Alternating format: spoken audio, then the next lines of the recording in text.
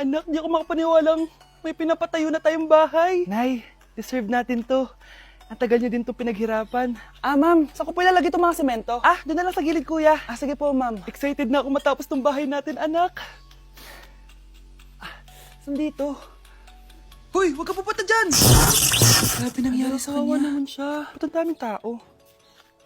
Engineer, anong meron? Ma'am, yung isa sa mga trabahador namin, nakuryente tapos natabunan ng semento. Ayun, namatay. Ha? Paano nangyari yun? May nag-utos ata sa kanya na ilagay yung semento sa gilid. Madami live wire dun eh. Ay.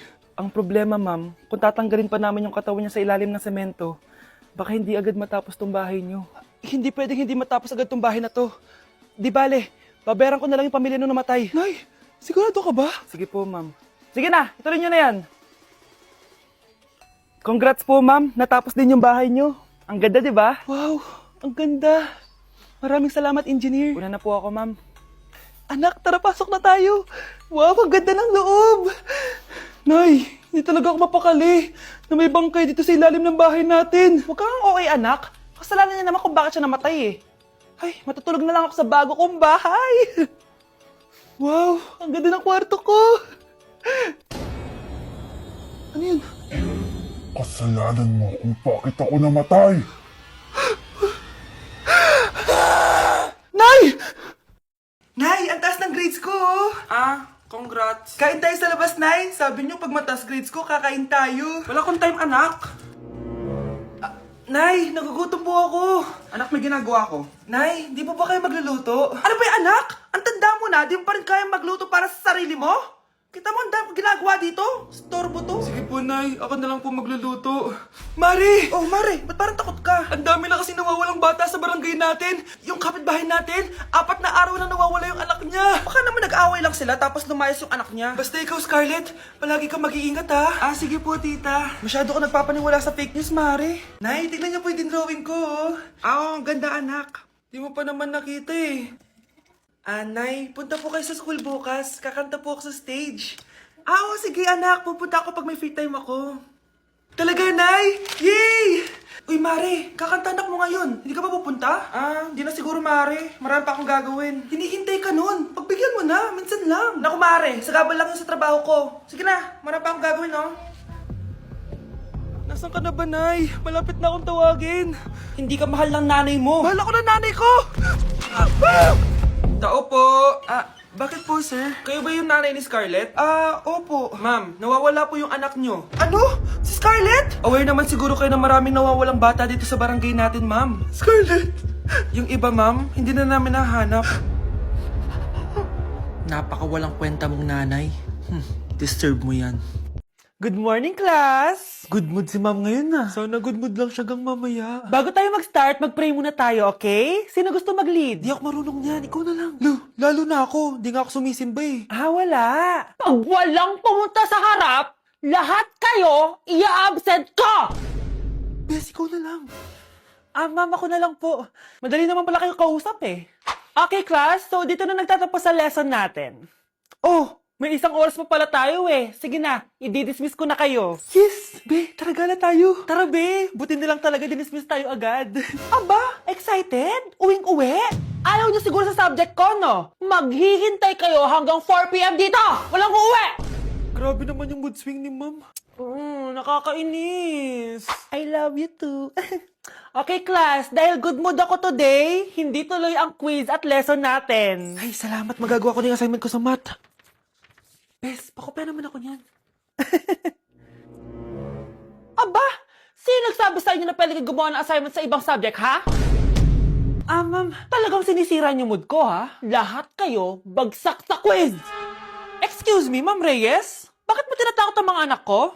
Ma'am, hindi sila matututo kung hindi ko sila tatakutin. Hindi mo kailangan takutin ng mga bata. Kausapin mo sila na maayos. Tama. Tayo ang pangalawa nilang magulang. Dapat maging safe sila sa atin. Gusto mo bang maalala ka nila sa mga pananakot mo? Facts, ma'am. Umayos ka na, ha? Kung ayaw mong isumbong kita sa principal. Deserve.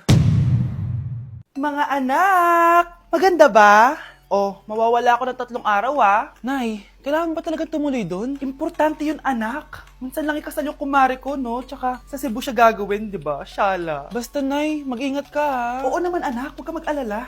O siya, naalis na ako. Mga kapatid mo ha.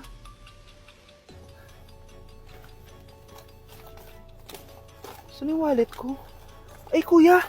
Balik tayo sa bahay. Nakalimutan ko yung wallet ko. Ano ba yan? Maliliit na ako. Saan na ba yan? Ito. Ano ba yan? Oras na. Mabuhay, ma'am. Welcome to Air Philippines. How can I help you? Ay. Miss. Dito po ba yung flight VD415? Yes po, ma'am. Check ko lang po. As per dito, ma'am, nakaalis na po yung aeroplano. Ha? Hindi ako pwede malit sa kasal na kumari ko. Kailangan ko umabol. Ma'am, kailangan niyo po ulit mag-rebook so ang next available flight is bukas pa po, ma'am. Ano ba yan? Gawin mo ng paraan. Diyos ko, sayang lang pera ko. Wala palang kwenta to airlines niyo eh. Uwi na nga lang ako. Sorry, ma'am. Oh, Nay, nandito ka na agad? Akala ko ba 3 araw ka mawawala? Eh di ayun, naiwan ako ng aeroplano. Alam mo, parang pinipigilan talaga ako ng universe makaalis eh. Nay, buksan mo yung TV. Ha? Bakit? Breaking news! Nandito tayo ngayon sa site kung saan nag-crash ang flight VD415. Ayon sa mga otoridad, walang nakaligtas sa mga pasahero nito. Kaya pala, kung nakasakay ako dun sa aeroplano na yun, patay na ako ngayon. Sige, papaalam muna ako Nay, pwede ba ako sumama sa gala namin magtutropa? Ayan, gala na naman! Hindi pwede! Ano ka? Anak sa mayaman? Nay, sige na! Kasama ko naman yung anak ng kumari mo. Kahit kasama mo pa yung anak ng presidente, wala akong pake! Si nanay naman, napaka-KJ. Mabastos to nag-walk out pa. A few moments later. Wow, nagugas ng plato? Parang may gusto Hoy, kahit magugas ka pa ng plato dyan, hindi kita papayagan, no? Parang wala naririnig to Nag-aaral ng maayos? Hindi pa rin kita papayagan, no? Hoy, pati mo pinapansin Sige, pag ikaw di nakapagsalita. Ano kaya problema na ni Scarlett? Ba't di ako pinapansin? Siguro nagtampo yun sa akin kasi di ko siya pinayagan. Anak, please pansinin mo na ako. Pwede ka nang gumala. Sige, pinapayagan na kita. Sino yun? Wait lang, anak. Sino yan? Anak? Nay, sorry di ko na kinaya. Sumama na ako sa gala namin. Ha? Pinaprank mo ako, no? Sino yun? Anong pinagsasabi mo, Nay? Buong araw akong wala dito. Nandito ka lang kanina, anak Nay, galing nga ako sa gala namin. Teka lang, anak. Anak? Yes, Nay? Alam mo, itulog mo yan, Nay. Di ba, anak? May takot. Nay! Tay? Anak. Si nanay kasi kahapon pwede umuwi. Ano na kaya nangyari dun? Busy lang yung nanay mo. Siya, may good news ako sa'yo. Malapit na tayong yumaman. Anong ibig sabihin nun, Tay? Basta, hintayin mo na lang. Opo, Tay. Mabibili mo na lahat ng gusto mo, anak. Nasaan na kaya si nanay? The subscriber cannot be Nay, reached. sumagot ka! Please try again later. Anak, may aasikasuhin lang ako para yumaman na tayo. Ikaw munang bantay ng bahay, ha? Tay, si nanay kasi ilang araw nang di umuwi. Wala ka pa rin bang balita sa kanya? Scarlett, di ba sabi ko sa'yo, busy ang nanay mo? Babalik din yun, huwag ka mag-alala. Sige na, ha? Kainis, wala na naman signal. Kailangan ko tawagan si nanay. Naku, Mare, tigilan mo na ako, Scarlett? Aling Rosa? Bakit po? Bakit nandito ka? Hindi ba dapat nasa burol ka ng nanay mo? Burol? Nagjo-joke ka ata, tita. Buhay pa yung nanay ko. Kakagaling ko lang dun eto. Hindi ba't nanay mo yung nakaiga dyan sa kabaong? Scarlett, anong ginagawa mo dito sa labas? Tay, explain mo to! Bakit nakaburol si nanay, ha? Kaya siguro hindi siya umuwi ng ilang araw? Nay, eto na po yung pagkain ni tatay. Thank you, anak. Pwede ba ako pumasok, Nay? Wag na muna, anak. Baka ma-stress yung tatay niyo Sana gumaling na si tatay. Ang tagal niya na kasing paralyzed Sige, Nay. Alis na ako. Mahal, papakainin na kita ha. Naglutuan ka ni Scarlett. Nay, eto na po yung pagkain ni Ano yun, Nay? Ang baho. Ay, anak, mamaya mo na ibigay yan. Papaliguan ko muna yung tatay mo. Nagpupo na naman. Sige, Nay. Tao po, delivery po. Ano po yun? Kay Susan po, importante daw po to. Si nanay. Ako na lang po magbibigay sa kanya. Nay, may nagpapabigay po nito sa inyo. Binasa mo ba to, anak? Ah, hindi po, Nay. Wag na wag mo tong babasahin, ha? Ah, sige po, Nay. Mamamalengke lang ako na uulamin natin, ha? Ikaw muna magbantay ng bahay. Ano yun? Bakit sobrang baho naman? Saan nanggagaling yun? Dito sa kwarto nila nanay. Tay, nagpupo ka na naman, no? Yung envelope to, ah. Death certificate? Hindi naman patay si tatay, ah.